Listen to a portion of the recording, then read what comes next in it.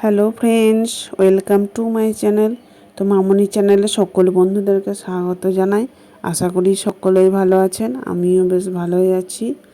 তো যে যেখান থেকে বসে আমার ভিডিওটা দেখছেন, একটা লাইক দিয়ে প্রথম থেকে শেষ পর্যন্ত দেখার অনুরোধ রইল। তো এখানে দেখতেই পেলেন যে কাঁচা আম নিয়েছি 500 থেকে 600 গ্রাম, খোসা ছাড়িয়ে ভালোভাবে ছোট ছোট করে কেটে ধুয়ে এরপর সিদ্ধ করার জন্য কড়াইতে দিয়ে দিলাম। ঢাকা দিয়ে 5 থেকে 10 মিনিট রেখে দেবো। তো দেখতেই পাচ্ছেন আমগুলো সিদ্ধ হয়ে এসেছে। তো আমি এখানে আমসত্ত্ব বানাবো, তো যতটা বেশি সিদ্ধ হবে সেটা খুব ভালো হবে।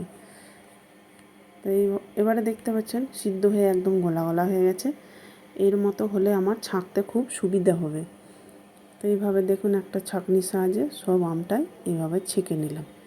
এরপর কড়াইতে দিয়ে দিলাম। তো এখানে 500 গ্রাম আম আছে, সেই পরিমাণ অনুযায়ী 500 গ্রাম চিনি নিলাম। তো মিষ্টি যদি আপনারা আরও বেশি পছন্দ করেন, চিনির পরিমাণটা বাড়িয়ে দিতে পারেন।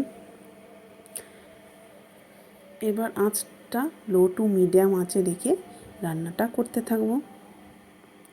তো যারা আমার ফেসবুক পেজ থেকে দেখছেন, পেজটা অবশ্যই ফলো করে দেওয়ার অনুরোধ রইল।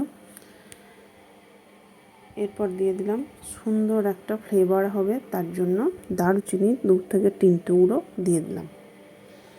তো চিনিটা গলে যাওয়ার পরে দেখুন পাতলার মতো হয়ে গেছে। কোনো ভয় খাওয়ার কারণ নেই, এটা একটু বেশিক্ষণ রান্না করলেই গাঢ় হয়ে যাবে। এরপর লঙ্কা গুঁড়ো দিয়ে দিলাম 1 চামচ। তো এইভাবে অনবরত নাড়তে থাকবো, তা নাহলে কী হবে, কড়ার তলায় লেগে যাবে, কিন্তু টেস্টটা ভালো হবে না। তো যারা আমার ইউটিউব চ্যানেল থেকে দেখছেন, একটা সাবস্ক্রাইব করে পাশে থাকবেন, আর পাশে থাকা বেল আইকনটি প্রেস করে অল করে রাখুন, তাহলে আমার নতুন নতুন রেসিপি ছাড়ার সাথে সাথে সবার আগে আপনার কাছে পৌঁছে যাবে। তো এইভাবে দেখুন লো টু মিডিয়াম আঁচে রেখে আমি রান্নাটা করতে থাকবো। দেখতেই পাচ্ছেন আগের থেকে কালারটাও কত সুন্দর এসে গেছে, এরপর গাঢ় হয়ে গেছে। এই অবস্থায় আমি নামিয়ে নেব। এরপর যে থালাতে আমি মিলবো তাতে সাদা তেল দেখুন মাখিয়ে নিলাম, যাতে তোলার সময় খুব সহজেই উঠে যায়, থালার গায়ে লেগে থাকবে না।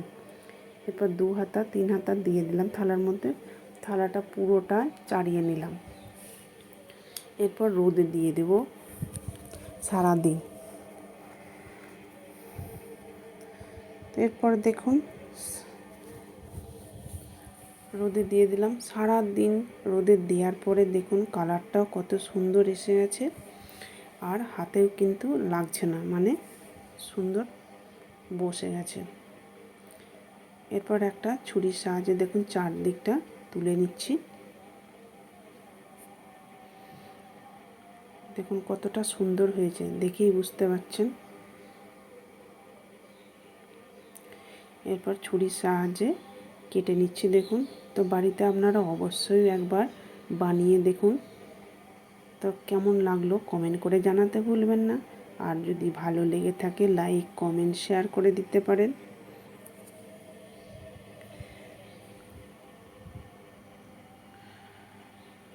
তো দেখুন সবগুলোই একটা থালায় কাটা হলো, তো আপনাদের বোঝানোর জন্য আরও একটা থালায় কেটে দেখিয়ে দিচ্ছি। দেখুন দেখুন কালারটা কত সুন্দর, একদম দোকানের মতো। তো পয়সা খরচা করে দোকান থেকে না কিনে বাড়িতে অবশ্যই এইভাবে বানিয়ে দেখুন, দারুণ সুন্দর লাগবে। ভিডিওটা শেষ পর্যন্ত দেখার জন্য অসংখ্য ধন্যবাদ।